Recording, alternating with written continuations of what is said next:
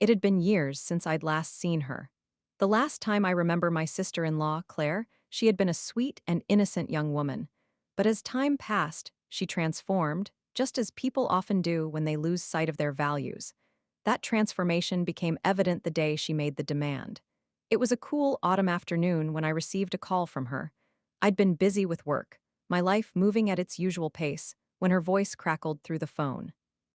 "Hi, it's Claire," she said, as if I didn't know who it was. Her tone was formal, distant, unlike the warmth I used to hear when she first married my brother, Mark. "Hey, Claire, it's been a while. How are you?" She didn't waste time on pleasantries. "Listen, I need your help. I'm in a bit of a situation." My stomach tightened. Over the years, I'd learned that when Claire said she was in a situation, it often meant she needed money. A lot of money. My pulse quickened, but I masked my apprehension with calm. "What's going on?" I asked, trying to keep the edge out of my voice. "I'm in debt," she said flatly. "It's pretty bad, and I don't know what else to do. I need you to lend me $50,000. There was a long pause, my mind reeling. $50,000. I wasn't rich, not by any means, but I had worked hard to establish a comfortable life for myself. And this request, it wasn't a small favor, it was a life-changing amount of money. "Claire, I don't know if I can," I started, but she cut me off. "Look, I've always been there for you and Mark, right? You can't just leave me hanging now. Mark's family is supposed to help me when I need it. You know I don't have anyone else." I heard the desperation in her voice, but something felt off. Over the years, I'd watched her take advantage of others, and yet she always seemed to expect that others would give without hesitation. Her manipulative charm was something I'd learned to recognize, but still, I hesitated. "I'll help you," I said reluctantly, the words slipping out before I could fully process them. "But I'll need you to explain why you need this much and what the plan is for paying it back." There was a brief silence on the other end of the line, a silence that felt too long. "It's complicated," she said finally, her voice tinged with annoyance. "Let's just say I got into some bad investments and now I'm stuck. I need this money to pay off a few people before things get worse." Something about her explanation didn't sit right with me. It wasn't that I didn't want to help, after all, Claire was my family, but this sudden, urgent request felt more like a scheme than a genuine need. "I'll think about it," I said, trying to buy myself some time. There was a beat of silence before she responded, her tone suddenly colder. "I don't have much time. If I don't get the money by next week, things could get ugly. I'm counting on you." The urgency in her voice sent a chill through me, but I didn't trust her. Not fully. I needed more time to figure out what was going on, to assess whether this was really as dire as she claimed, or if I was being manipulated into something much bigger than I could handle. "I'll let you know," I said, my voice firm. Before I could hang up, she spoke again, her tone softer, almost pleading. "Please, I don't want to lose everything. I just need this one favor from you. Just this one." The line went dead shortly after. I sat there, the phone still pressed against my ear, my heart pounding in my chest. My thoughts raced. Claire was known for asking for money, but this was different. This wasn't a casual request. This was a demand, and it carried with it an undercurrent of threat. It wasn't just that she was asking for help, it was that she expected it without question. But the more I thought about it, the clearer the picture became. This wasn't just about money. It was about control. Over the years, Claire had perfected the art of manipulation, and I had fallen for it more times than I cared to admit. But this time, something had changed. I wasn't going to let her manipulate me again. I picked up my phone and dialed Mark's number. He picked up after a few rings. "Hey sis, what's up?"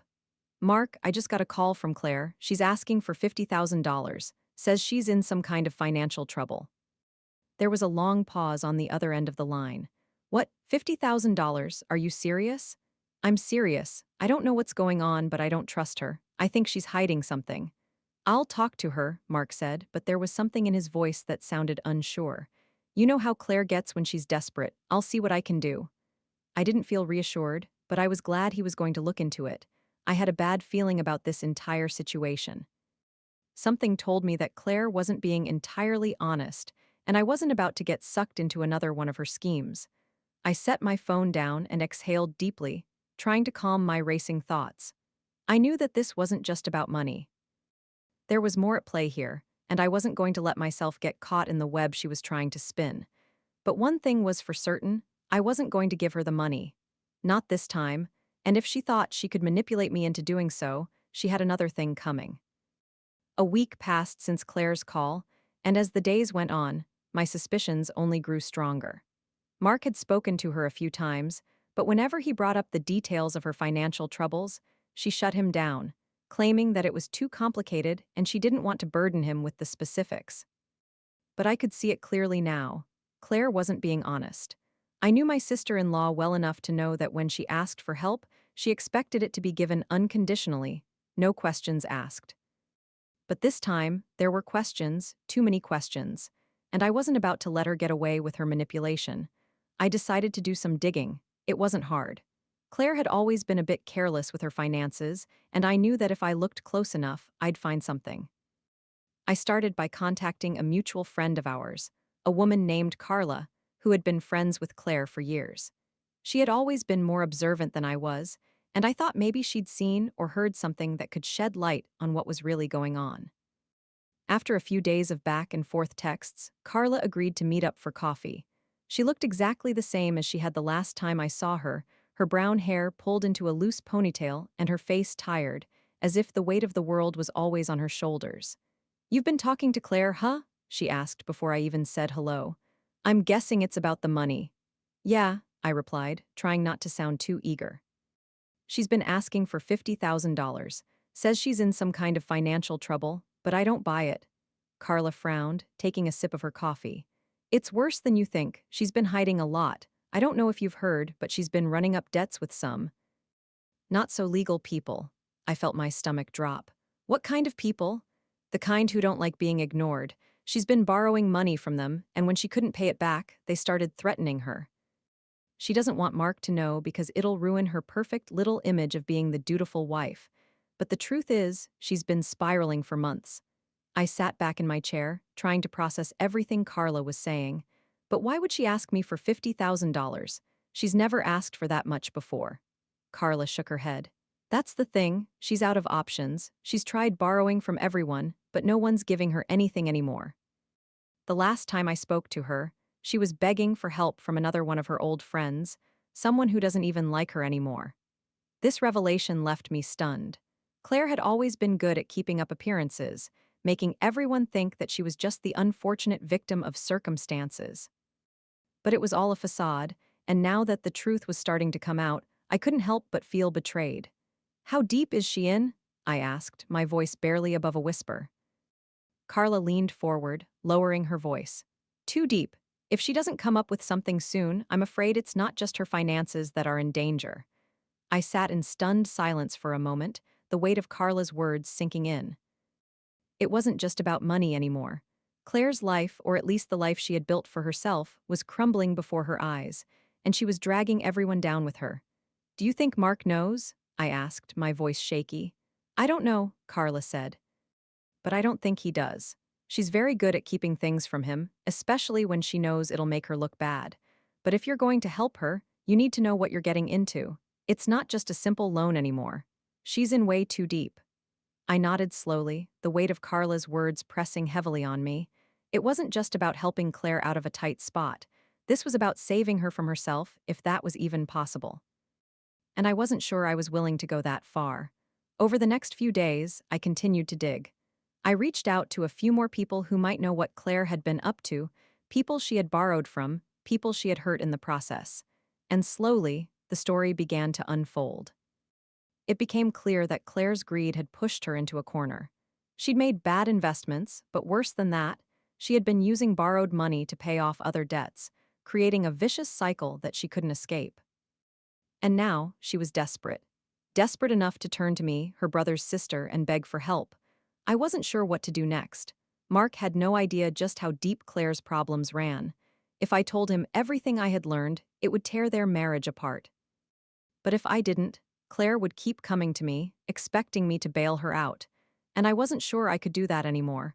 But what I did know was this: I wasn't going to let Claire take advantage of me again. I needed to make a choice. I spent the next few days in a haze, unable to fully concentrate on anything else. My mind kept returning to Claire, to her desperation, to the lies that had been woven around her financial troubles. Everything I had learned from Carla weighed heavily on me, and every conversation I had with Mark seemed to get more strained as the days went on. He still had no idea how deep his wife was in, and I was starting to wonder if he'd ever truly know. By the time I decided to speak to Mark about what I had discovered, it was late in the evening. I had called him several times that day, but he hadn't answered. Finally, I texted him, "We need to talk. It's about Claire." A few moments later, my phone buzzed. "What about her? It's important. Can you meet me tomorrow?" "Sure, 10 a.m. at the cafe." I agreed and put my phone down, trying to steady my breathing. I had no idea how he was going to react to the truth. This wasn't just about money anymore. This was about the woman he had married, the woman he trusted, and the truth, once revealed, could break everything. The next morning, I arrived at the cafe early. I needed time to gather my thoughts, to mentally prepare myself for the conversation that was about to unfold. I had been dreading it, and yet I knew it was necessary. Mark couldn't go on living in the dark. When he arrived, he looked tired. His eyes were bloodshot, and his face was drawn, as though the weight of everything was starting to catch up with him. He greeted me with a small nod and a weary smile, sitting down across from me. "What's going on, sis?" he asked, his voice low. I took a deep breath. "It's about Claire, it's about everything." Mark's eyes sharpened, his body language shifting slightly. "What do you mean? She's been asking for money again, hasn't she?" I nodded, feeling the weight of the conversation starting to settle in. "Yes, but it's more than that. I've been looking into her situation, talking to a few people, and well, Mark, she's in serious trouble." He leaned forward, his brow furrowing. "What kind of trouble?" I hesitated for a moment, unsure of how to break the news to him. But there was no easy way to say this. "She's in debt, a lot of debt, and it's not just normal financial struggles. She's been borrowing money from people who aren't exactly friendly. I'm talking about some dangerous people. She's been using loans to pay off other loans, and now they're threatening her." Mark's face turned pale. "What? No, that can't be." "It's true, Mark. I've spoken to people who know what's going on. She's been hiding it from you, and now it's reached a point where it's going to spill over. If she doesn't get the money she owes, things could get very bad." For a moment, Mark sat there in stunned silence, processing what I had said. His eyes were distant, as though he couldn't quite reconcile the woman he had married with the person I was describing. I could see the pain and confusion in his eyes, and I hated being the one to shatter his world. But he needed to know. I had no idea. Mark whispered, his voice thick with disbelief. "She's always been secretive, but I never thought it was like this. I thought she was just careless with money, but this? She's been playing a dangerous game, Mark," I continued, "and I think you need to face the truth. She's been manipulating you too. Not just me, but you. She's been hiding things from you for a long time, and now she's desperate." Mark's face twisted in anguish. "I never saw it, I never realized. How could I have missed it?" "It's not your fault," I said softly, my heart aching for him. "Claire is good at hiding things, but this isn't just about money anymore. She's been hiding who she really is, and it's finally catching up with her." He leaned back in his chair, rubbing his face with his hands. "I don't know what to do. If I confront her, it'll break everything. I don't want to lose her, but if I don't, she might just pull me under with her." I placed a hand on his arm, my voice gentle. "Mark, I know this is hard, but you need to decide what's more important, your marriage or saving yourself. You can't keep letting her drag you down, and you can't keep enabling her behavior." He nodded slowly, though his eyes were full of uncertainty. "I don't want to lose her. I love her." "I know you do," I said softly, "but sometimes love isn't enough. You can't fix someone who doesn't want to be fixed." Mark sat in silence for a long time, the weight of everything bearing down on him. I could see the conflict in his eyes, torn between his love for his wife and the harsh reality that had now come to light. I knew it wasn't going to be easy, and that whatever happened next, it would change everything. Finally, after what felt like an eternity, Mark spoke. "I need to talk to her. I need to know the truth." I nodded. "You have to, Mark. If you don't, you'll be living in the dark forever." He stood up abruptly, his eyes determined. "I'll talk to her tonight. I'll get the truth out of her one way or another." I watched him walk away, a sinking feeling in my chest. I hoped he was ready for the storm that was about to hit. The truth had a way of changing everything, and I wasn't sure either of them would come out of this unscathed. That evening, Mark called me. His voice was tight, strained, and for the first time I could hear a mix of anger and sorrow that he had been hiding for so long. "I did it," he said, his words rushed. I confronted her. I held my breath, waiting for him to continue. And she admitted everything, Mark continued, his voice shaking. She's been lying to me, borrowing money from people who, well, let's just say they aren't the kind of people you want to owe money to. She's been covering it up for months, telling me it was just a little bit of debt when it was way more than that. I exhaled slowly, relieved that he had finally heard the truth. But I knew it wouldn't be that simple.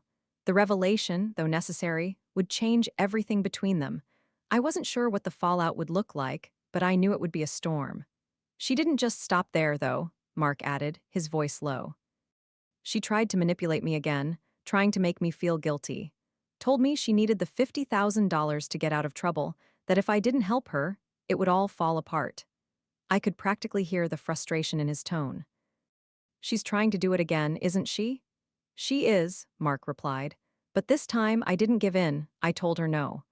I felt a flicker of pride for my brother. It wasn't easy to stand firm when someone you loved was in such desperate need. Claire's manipulation had been like a well-crafted web that she had spun around Mark for years, and breaking free from it was no simple feat. But Mark had done it. Good, I said, my voice steady but warm. You did the right thing, Mark. There was a long silence on the other end of the line before Mark spoke again. His voice was quieter this time, almost uncertain. She didn't take it well. She started yelling, calling me selfish, saying I was abandoning her. She cried, saying I didn't love her anymore. I winced at the mental image. I could picture Claire, her tears genuine in appearance, but her words tainted with manipulation. It was always the same, playing on emotions, turning the tables, trying to make Mark feel like the villain in his own marriage. And how did you respond? I asked cautiously. I told her that I loved her, but I couldn't keep enabling her, that this wasn't just about money anymore, it was about trust, about honesty, and if she couldn't be honest with me, we had nothing left. His words hung in the air, heavy with the weight of his decision. I knew it hadn't been easy for him to say, but it was the truth. Mark had always been the kind of person who wanted to fix things, especially when it came to those he loved. But with Claire, it had reached a point where fixing her was beyond him.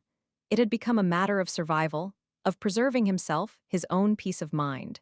There was a sound of movement on the other end of the phone. It sounded like Mark was pacing. She didn't leave, though. She just sat there, and after everything I said, she didn't cry anymore. She just looked at me cold, like I was a stranger. I knew exactly what he meant. Claire had a way of shutting down when she didn't get what she wanted. It was a defense mechanism, one that had worked for her in the past, and now she was using it against him. I think she's scared, I said carefully, trying to offer some perspective. I think she knows she's losing control, and that's why she's acting out. Mark let out a bitter laugh. Scared? She's not scared, she's angry. She's angry because for the first time, I'm not bending to her will. She's used to getting what she wants, and now that I've said no, she doesn't know how to handle it. I didn't argue with him. He was right. Claire had always gotten by with manipulation, with making people feel sorry for her, with using guilt as her primary weapon. But now, for the first time in years, she was facing the consequences of her own actions. I don't know what to do now, Mark admitted. She's still here and I can tell she's planning something. She won't give up, she never does. Don't give in, Mark, I urged. She'll try to wear you down, but you can't let her. She's been using you for too long, and now that you're standing up for yourself, she'll try everything she can to make you feel like the bad guy. But you're not. I know, Mark said, though his voice still carried uncertainty. I didn't think it would be this hard. It's not easy, I said quietly. But sometimes, doing the right thing is the hardest thing. You're doing it, though, and you'll be better for it. So will she eventually, but she needs to face the consequences of her actions. I hope so, he replied, but there was doubt in his voice. I don't know if she'll ever change, though. People can change, I said, my voice resolute. But they have to want to change first, and Claire? I don't know if she's ready for that. Mark was quiet for a long time, and I could hear the weight of his thoughts pressing on him. Finally, he spoke again, his voice tinged with exhaustion. I don't think she's going to make it easy for me. I don't know if I can keep doing this, but I have to. I have to protect myself, even if it means letting her go. His words, though heavy, were a step in the right direction. He was finally understanding that he couldn't keep sacrificing himself for Claire's sake. But I knew the hardest part was still to come, the moment when the full weight of their relationship would come crashing down, and Mark would have to decide whether he could live with the fallout. Take it one step at a time, I told him gently. But don't let her drag you back into her web. You're not the problem here, she is. I won't, Mark replied, though there was a somber undertone to his words. But it's still hard. I know, I said softly, but you're stronger than you think. The next few days were tense, to say the least. Mark and Claire barely spoke to each other, and when they did, the conversations were strained, full of unspoken words and accusations that hung in the air like a storm waiting to break. Mark had made his decision, but he wasn't ready to let go completely, not yet. Part of him still clung to the hope that Claire might change, might come around, but another part of him was beginning to realize that nothing would ever be the same again. Claire had retreated into herself, her usual manipulative charm replaced with a cold, hard shell. I knew she wasn't going to give up easily, but I also knew that Mark wasn't the same person he had been when they first got married. He had seen the truth, and that truth would change everything.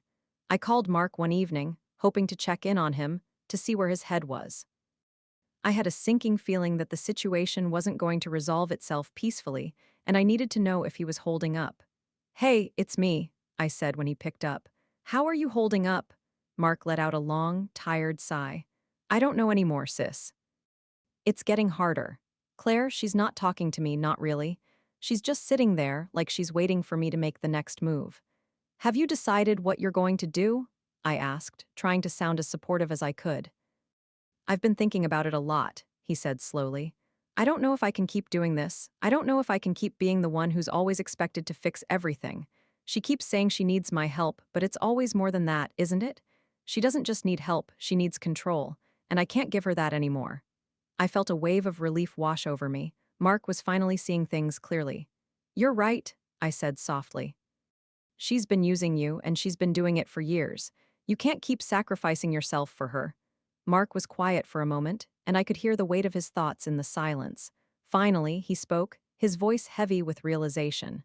"I think I'm ready to let go. I don't think I can keep trying to save someone who doesn't want to be saved." My heart ached for him, but at the same time, I felt a sense of pride. Mark had come a long way. He had finally recognized that he couldn't fix Claire, that he had to protect himself, even if it meant letting her go. But I knew that the decision wouldn't come without consequences, and I wasn't sure if he was truly prepared for what was to come. "That's a big step, Mark," I said, my voice gentle but firm. "But you have to follow through. She'll try to pull you back in, you have to be strong." "I know," he replied, his voice tinged with a mix of fear and determination. I don't know how to make it stop. How do you make someone like Claire understand that enough is enough?" I paused, thinking about it. "You can't make her understand, Mark. She's never had to understand. She's always gotten what she wanted by manipulating people. But you don't have to be part of that anymore. You just need to draw the line and stick to it." Mark let out another sigh, one that sounded like the weight of 1,000 decisions pressing down on him. "I think she's going to try to get the money again, you know? She's going to play the victim card, tell me that she's sinking, that if I don't help her, everything will fall apart. I don't know if I can say no again." "You have to," I said firmly. "She'll never change as long as you keep enabling her. You've already done so much for her, Mark. You've given her years of chances, but this is where it ends. You have to let her deal with the consequences of her actions. You can't save her anymore." Mark was silent for a moment, and then he spoke, his voice more resolute than I had heard in a long time. "You're right, I can't keep doing this. It's time to let go." I smiled to myself, proud of my brother. It wasn't easy to make the decision to walk away from someone you loved, especially when that person had been such a significant part of your life. But Mark had reached his breaking point, and for his own well-being, he needed to let Claire face the reality of her choices. Later that night, I received a call from him. This time, his voice was softer, more somber, but there was a note of finality to it that hadn't been there before. "She's gone," Mark said, his voice barely above a whisper. "I told her that it was over, that I couldn't keep doing this. She tried to convince me, tried to guilt-trip me, but I stayed firm. And then she just left. No tears, no drama. She just walked out the door." I felt a knot in my stomach. It was over, and yet, I knew that the true consequences of Mark's decision were only just beginning. It wasn't going to be easy for him to move on, and there would be moments when he would doubt his decision, moments when he would wonder if he had done the right thing. But I had no doubt that he had made the best choice for himself. "How do you feel?" I asked softly, unsure of how to offer comfort when I knew he was still processing everything. I don't know, Mark replied, his voice distant. I feel relieved, but also empty, like something's missing, but I know it's the right thing. I could hear the exhaustion in his voice, the mental and emotional toll the past few days had taken on him. It will take time, Mark, but you're strong. You'll get through this. You've already done the hardest part. I hope so, he said quietly. I really hope so.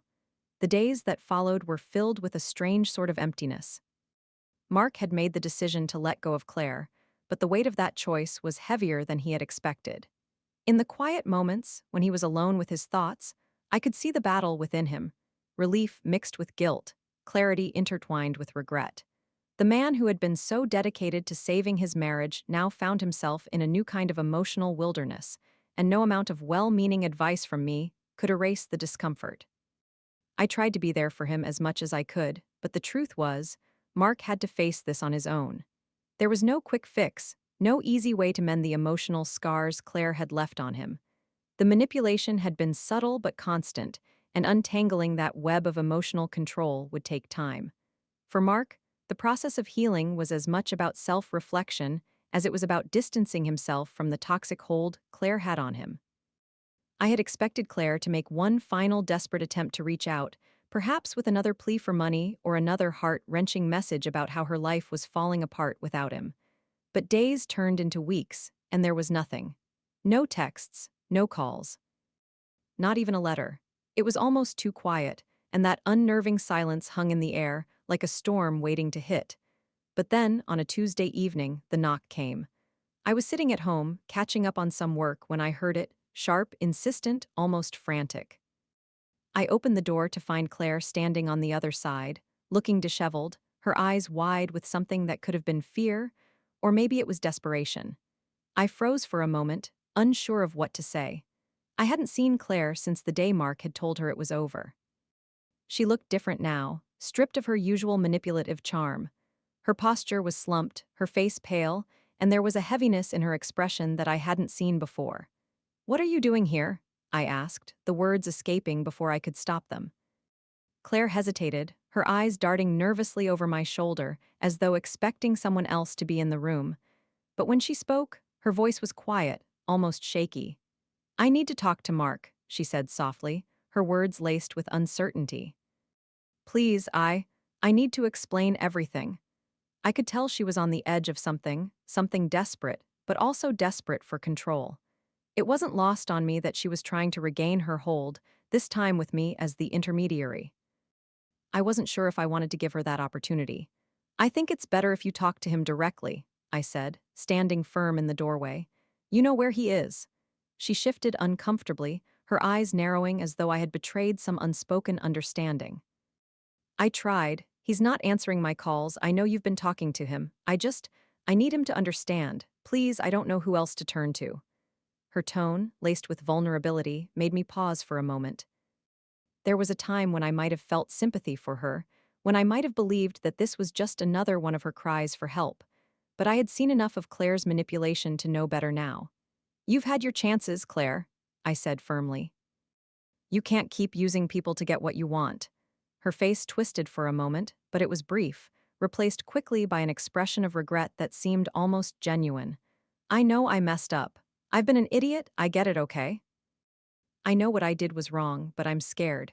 I don't know what to do anymore. I need help. I'm so lost." For a moment, I almost believed her. The desperation in her voice, the pain in her eyes, it was enough to make someone doubt their own judgment. But then I remembered what she had done to Mark, how she had used him, how she had manipulated him time and time again. "I can't help you, Claire," I said firmly. "And neither can Mark. You have to deal with the consequences of your actions." Her eyes flashed with anger for a moment, but she quickly contained it, replacing it with that familiar pout, the same one she had used so often to get her way. "You don't understand. I'll lose everything. Do you want me to lose everything? Do you want to see me destroyed?" I took a deep breath, holding my ground. "This isn't about destruction. This is about accountability. You've been using Mark and me for far too long. It's time for you to face the music." Her expression shifted again, this time to something colder, something that reminded me of the Claire I had known before, manipulative, calculating, and desperate to turn the situation in her favor. You're really going to stand there and tell me you're not going to help me? You don't even care what happens to me? I shook my head, feeling a mixture of frustration and pity. No, I don't, because you never cared about us. You cared about what you could get from us. Her lips curled into a tight smile, and for the first time, I saw her mask slip completely. The guilt, the fear, it was all gone, replaced by something colder. You think I've been using you? I've been doing what I had to do to survive. You think I'm the only one who's ever been in this kind of situation? You're all just so weak. You think you can just walk away from me? I stared at her for a long moment, feeling a final shift inside myself. This was who she truly was, someone who had never been able to take responsibility for her actions, someone who would always blame others for her choices.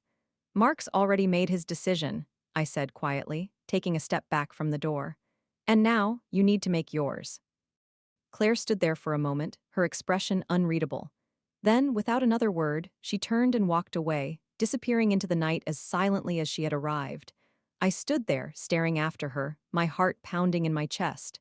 That was it, the final confrontation. I knew Claire wasn't going to change, and I knew Mark's decision to let go was final, but the weight of that reality still felt heavy. The phone call came later that night. It was Mark.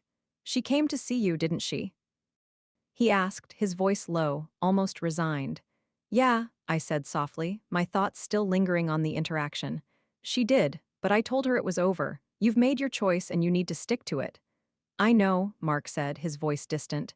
I don't know if I can shake this feeling. I've lost her. I've lost everything." "You haven't lost everything, Mark," I replied, my voice firm. "You've lost the illusion of what she was, but you haven't lost yourself, and that's what matters. You're free now." The silence on the other end of the phone was heavy, but eventually, Mark spoke again, his voice a little clearer, a little more grounded. "Thanks," he said quietly. "I think I needed to hear that." I smiled to myself. Mark was on the path to healing, even if it didn't feel like it yet. And as for Claire, I had no doubt that she would find new ways to manipulate, new ways to get what she wanted. But Mark was done. And that was all that mattered. The weeks that followed Claire's visit were marked by a deep sense of quietude that hung over our lives. Mark was slowly, cautiously reclaiming his space, but the residual guilt from years of enabling Claire still clung to him like a shadow. There were moments when I could see him staring off into the distance, lost in thought, and I knew he was still wrestling with the ghost of his past decisions. But for all the pain he had endured, I saw something else beginning to emerge within him: strength. It wasn't easy, not by any means. Mark was trying to rebuild his life, but the scars were real. I'd seen him go through hell over the past few months, caught in the undertow of his own emotional turmoil, trying to sort through the wreckage of his marriage. But with each passing day, I saw a bit more of the old Mark coming back, the man who had once been so full of promise, the brother who had looked out for me when I needed it most. It wasn't instantaneous, healing rarely is. But little by little, he was finding his way back to himself. And then came the day when he asked me for help in a way I hadn't anticipated. I was sitting in my living room one evening, flipping through some paperwork, when my phone buzzed. It was Mark. "Hey sis," he said, his voice sounding almost casual, but there was a note of uncertainty in it that caught my attention. "I've been thinking about something. I wanted to ask you, could I crash at your place for a while?" I paused, surprised by the request. Mark hadn't exactly been living with Claire since their separation, but I knew he'd been staying with some friends, trying to get his bearings. "Of course," I replied without hesitation. "You know you're always welcome here. But what's going on? Is everything okay?" There was a brief silence on the other end before he spoke again, his words slow, like he was still working through his thoughts. "It's just, I don't know, sis. I think I need some space to really figure things out. I'm not sure where to go from here. I don't want to keep living out of a suitcase, and I need to be somewhere where I can breathe. I don't want to keep running from everything, but I don't know where else to turn." I could hear the weight in his voice, the exhaustion of constantly navigating his own emotional chaos. He was asking for help in a way that felt vulnerable, almost like a surrender. But I could also sense that this was a turning point for him, a moment when he was ready to confront the reality of his situation head-on, without running away. "You're always welcome here, Mark," I said again, my voice firm. "Come stay with me. We'll figure things out, but you're not alone in this." Thanks, sis, he said softly. I really appreciate it. I don't know what I'd do without you. Mark moved in the following weekend, and while it felt strange having him in my space again, I could tell that it was exactly what he needed. He spent his days working through his emotions, journaling, meditating, talking to a counselor, anything to give him clarity. It wasn't easy for him. Every day, he wrestled with the lingering doubts, the questions about whether he had made the right decision in cutting ties with Claire. But slowly, piece by piece, I could see him coming back to life. He was starting to let go. At first, I kept my distance, letting him find his own rhythm. But as the days passed, it became clear that Mark was ready to talk. He needed to confront the pain of the past, and I was there, willing to listen. One evening, after dinner, we were sitting in the living room together, sipping our drinks in a comfortable silence, when Mark finally broke it. I keep thinking about everything that's happened, he said, his voice low but steady. About Claire, about how I let myself get sucked into her world for so long. It's hard to believe how much I allowed her to control me. And now I'm left with nothing but the wreckage. I don't know what I have left. I watched him closely, sensing the vulnerability beneath the surface. Mark had always been the strong, reliable one, the protector, but this Mark was different. He wasn't the man who had been ready to fix everything for everyone anymore. He was the man who had finally faced the reality of his situation, and it was a humbling experience for him. You're not left with nothing, Mark, I said quietly. You've got yourself, and that's worth everything. You've already done the hardest part, you've let go of someone who was never going to change. You're free now. He looked at me, a mixture of sadness and gratitude in his eyes. I don't feel free, he said softly. I feel like I've lost so much. I nodded, understanding what he meant. Losing Claire had been a kind of death for him, but there was life on the other side of that loss if he could find it. You haven't lost everything, I said, my voice firm. You've lost the person you thought you needed to be happy, but you're going to find your way again. It's going to take time, but you're strong, Mark. You've always been strong. He smiled faintly, the first genuine smile I had seen in weeks. I hope so. The weeks continued to pass, and Mark began to find his footing again. He returned to his old hobbies, guitar, hiking, photography, and with each passing day, he seemed to shed a little more of the weight that had burdened him for so long. Slowly, he began to rebuild the life he had once put on hold, one step at a time. But Claire's shadow still lingered, and I could tell that Mark was haunted by the question of what would happen if she tried to come back, if she tried to pull him back into her world. I knew that Claire wasn't finished with him. She would never be finished with anyone she could still manipulate. It wasn't long before my suspicions were confirmed. One evening, as Mark and I were finishing dinner, the phone rang.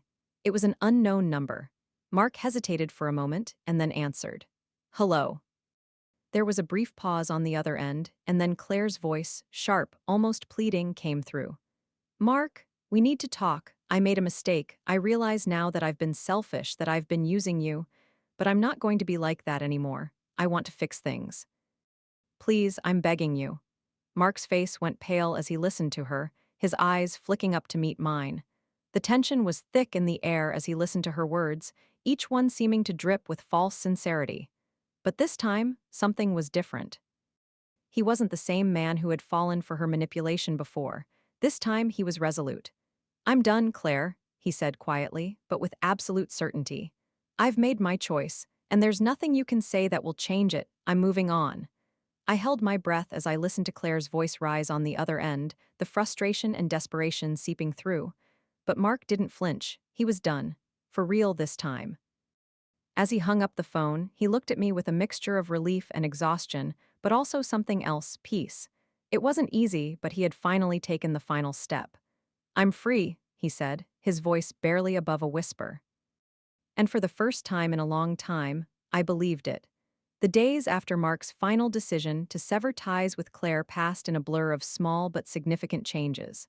For Mark, the weight that had been crushing him for so long seemed to lift, just a little bit more each day. He wasn't fully healed. There was no magic cure for the scars Claire had left behind, but there was a marked difference in the way he carried himself. He smiled more, laughed more freely, and slowly, his confidence began to return. It was a slow process, but it was happening.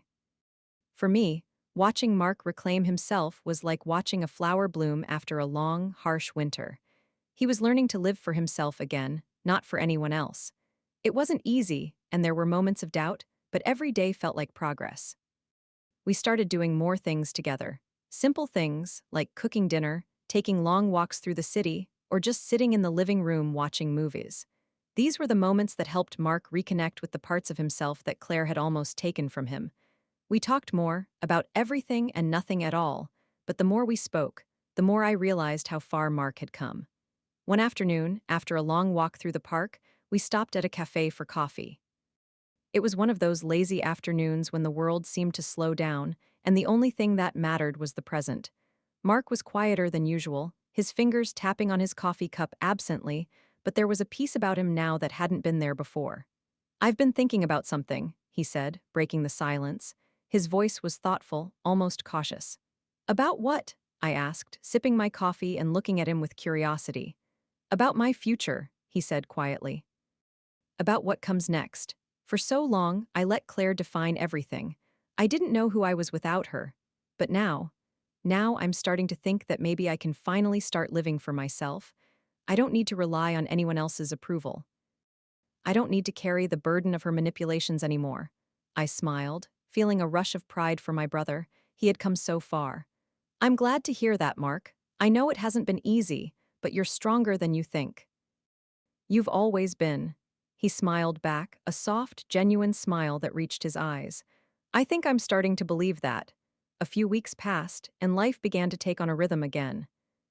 Mark started picking up some freelance work in his field, photography and design, and though it wasn't as stable as a regular job, it gave him a sense of purpose, something to pour his energy into.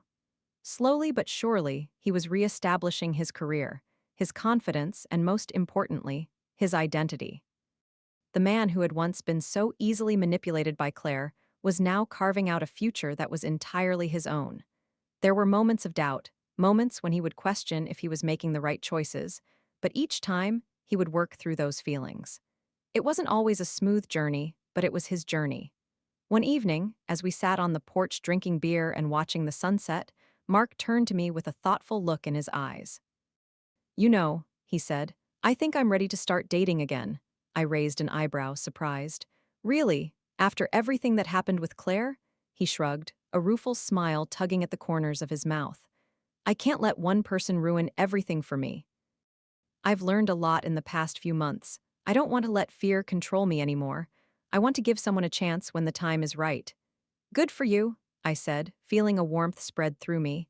It was a small step, but an important one. Mark wasn't closing himself off from the world anymore. He was learning to open up again, to trust again. As the days turned into weeks, I could see the change in him. He was becoming the man he had always been meant to be: strong, independent, and self-assured. He was no longer weighed down by Claire's hold, no longer defined by her manipulations. He was free. But even as Mark found his footing, Claire remained a shadow that lingered in the periphery, ever so faint but never fully gone. Though she had disappeared from Mark's life, I knew she wouldn't just fade away. People like Claire never do. They always have a way of worming their way back into the lives of those they've hurt, and I knew it wouldn't be long before she resurfaced. I didn't tell Mark my concerns, though. I didn't want to add any more weight to his already heavy shoulders. I knew that whatever came next, he would be ready for it. He had faced the hardest battle of all, the battle to reclaim his own life, and now nothing could hold him back. And then, one evening, it happened. Mark was sitting at the kitchen table, working on some designs for a project, when his phone rang. I didn't think much of it until I saw his expression shift as he glanced down at the screen. His hand froze mid-motion, his eyes locking onto the caller ID. It was Claire.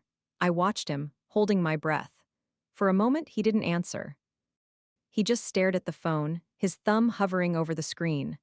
"I'm not going to answer it," he said quietly, almost to himself. His voice was calm, but there was something resolute about it. "I don't think you should," I replied gently, watching him closely. "You've come so far, don't let her drag you back into that." Mark nodded, his gaze never leaving the phone. For a moment, he seemed lost in thought, but then, with a deep breath, he pressed the button to decline the call. He looked at me, his face set in determination. "I'm done, sis," he said, his voice steady. "She can't have any more of me, I won't let her." And in that moment, I saw it, the final step in his journey. He had truly let go. He was no longer the man who had been manipulated, no longer the man who had carried the weight of someone else's emotional baggage. He was free, truly free. The next few months passed quietly, but they were good months. Mark continued to rebuild his life, and I watched him find his place in the world again. He was no longer afraid to be himself, no longer afraid to live for himself. He had made peace with his past, and he was moving forward. As for Claire, she never tried to reach out again. Perhaps she had finally realized that Mark wasn't going to give in anymore, or maybe she had moved on to someone else to manipulate.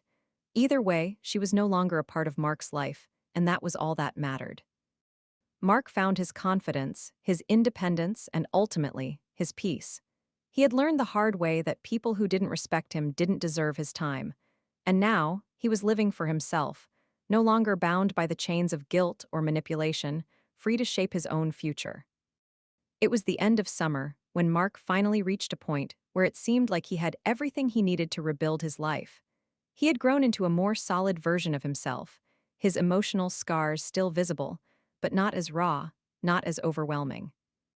There were still days when his mind would wander back to Claire, and those days were difficult. But for the most part, he had begun to accept that some wounds would take longer to heal than others. What mattered was that he was moving forward.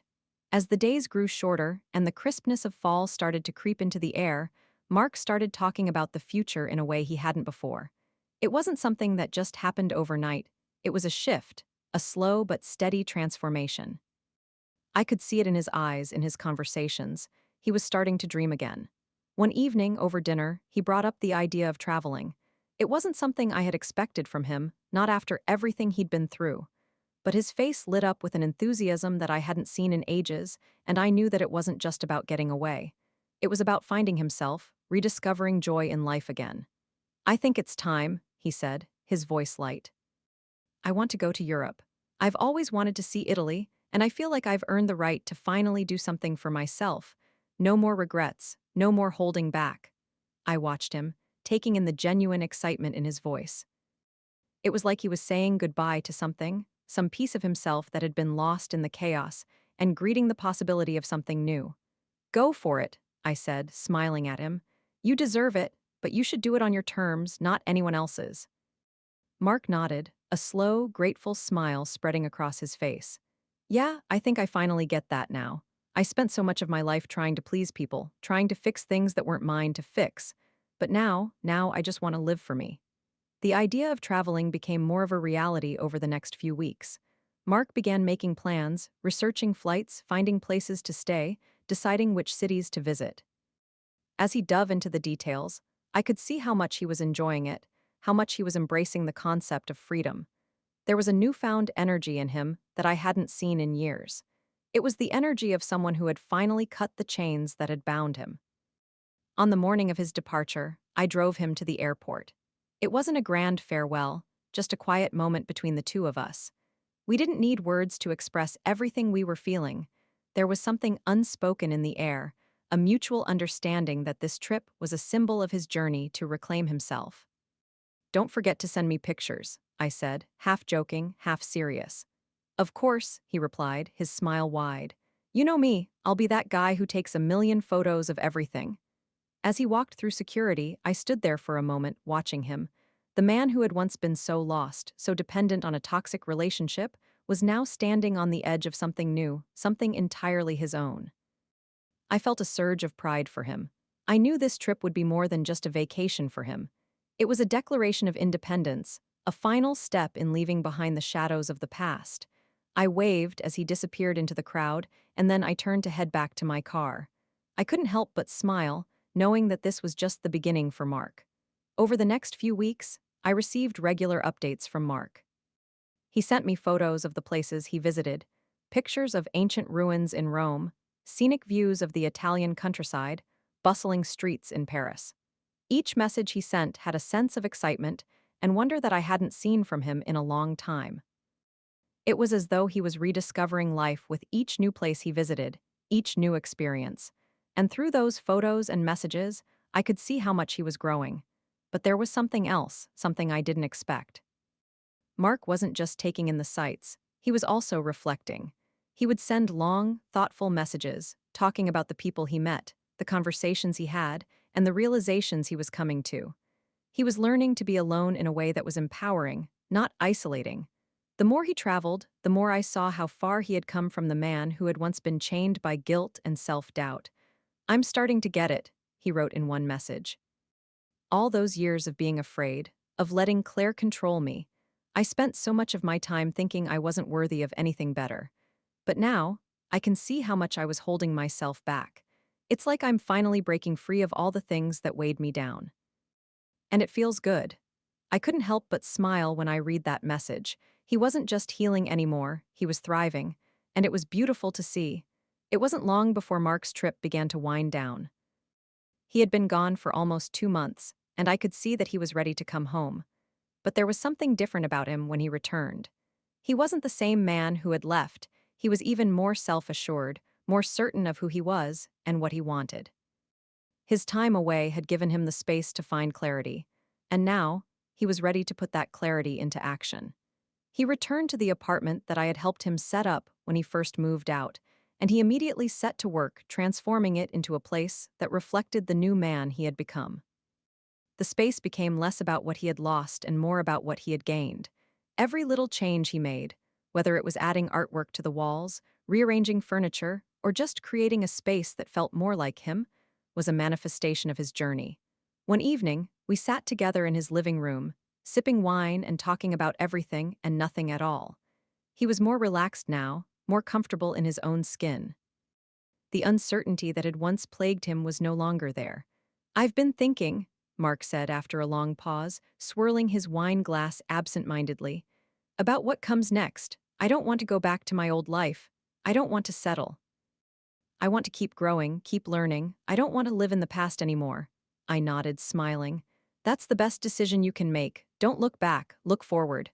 "I plan to," he said, meeting my gaze. "I'm ready for whatever comes next." And with that, I realized that Mark was no longer bound by the weight of his past. He was free, not just in the physical sense but emotionally, mentally. He had rebuilt himself, piece by piece, and now he was standing tall, ready to face whatever life had to offer him.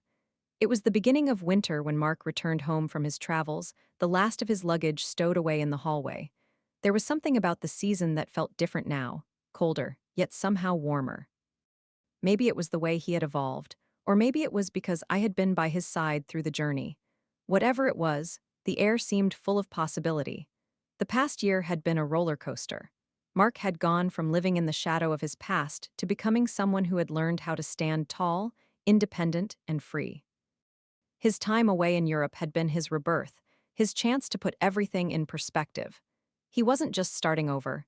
He was beginning anew, wiser, and with the kind of confidence that only came from real growth.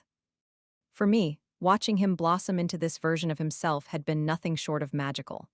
There had been days when I doubted whether he would make it. There were times when I'd feared that Claire's toxic influence would linger, but now, here we were Mark, stronger than ever, unburdened by his past. But no journey was ever truly complete, and Mark's was no different. There were still questions, still moments of reflection, and still the occasional shadow of doubt. But those were the last pieces, the final hurdles before his full transformation was complete. I could tell he was ready for something new, but what exactly that was, neither of us knew yet. He was no longer running from his past, and now, it was time to build a future. It was late one evening when Mark and I sat down for one of our usual talks, this time about the next steps in his life. We were sitting in his living room, the soft glow of the fireplace casting a warm light across the room. Outside, the wind howled, and the first snowflakes of the season began to fall softly against the window. "You know, I've been thinking," Mark said, leaning back against the couch, his voice quiet but thoughtful. "About what?" I asked, watching him carefully. He had that look, the one that came before an important decision. "I'm not sure what comes next for me, but I think I'm ready for a change, something bigger." He paused, running a hand through his hair. "I want to start a business, something creative, maybe a photography studio or a small design agency. I don't want to work for anyone else anymore. I want to create something that's mine." I felt a rush of excitement for him. This was the kind of decision that had been brewing deep within him for a long time, and now it was finally surfacing.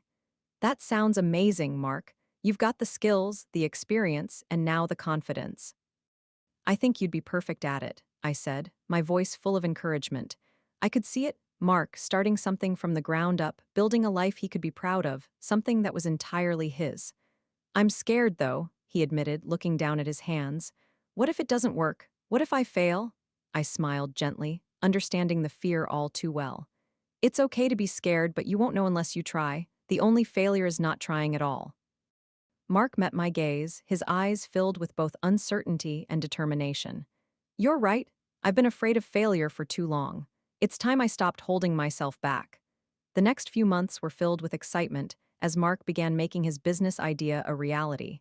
He researched the market, figured out the logistics, and started saving up to make it happen. He poured his heart into it, and I could see the passion returning to him, just as it had when he first picked up a camera all those years ago. It wasn't easy. There were days when Mark would come home exhausted, drained by the uncertainty of starting something from scratch. But he kept pushing forward, and bit by bit, things began to fall into place. He secured a small office space, bought equipment, and started taking on clients. It was slow at first, but each new project, each new step, was another sign that he was on the right path. I was there every step of the way, offering support, a shoulder to lean on, and sometimes, just a listening ear. Mark's determination inspired me, and I could see how far he had come from the man who had been weighed down by Claire's demands and manipulations. He had become his own person, a person who was not only capable of success but worthy of it. It wasn't long before Mark's business began to grow. His clients started returning, and word of mouth spread about the quality of his work. He had built something real, something that was all his own, and it was flourishing. The pride in his eyes when he talked about it was something I had never seen before. One evening, after a particularly successful week, Mark called me over to his office to show me something. His office had transformed from a small, empty space into a bustling creative studio, full of energy and possibilities. I did it, sis, he said, a grin on his face. It's working. It's actually working. I could see the pride in his face, and I couldn't help but share in his joy. I always knew you could. You've got this. And it was true. Mark had done it. He had taken the leap, faced his fears, and built a life that was his own. No more shadows, no more manipulations. He was free to live life on his own terms, but no journey of self-discovery is ever truly complete, and Mark's growth didn't end there. As his business grew, so did his confidence. He started meeting new people, expanding his social circle, and gradually opening his heart to new possibilities. He wasn't just healing from his past anymore, he was thriving. He had truly reinvented himself, not just for the world, but for himself. One day, as we sat in his office, I noticed something in the way Mark looked at the future. It wasn't uncertainty anymore, but a quiet, firm belief that he could handle whatever came his way. I could see it in his posture, in the way he spoke. He was no longer haunted by the specter of Claire or any of his past mistakes. He was standing on solid ground, ready for whatever new challenge came next. I don't know what's next, Mark said one evening as we shared a quiet dinner, but whatever it is, I'm ready. And I knew, with absolute certainty, that he was. He was no longer the man he used to be. He was someone stronger, someone who had taken control of his life, his future. Mark's story was one of transformation, a story of resilience, of breaking free from the toxic patterns of the past, and of learning to embrace the present. He had taken the most painful experiences and used them as fuel to build a future he could be proud of. And now, as he stood on the brink of something new, there was no limit to what he could achieve. It had been a long journey, but in the end, it was worth every step.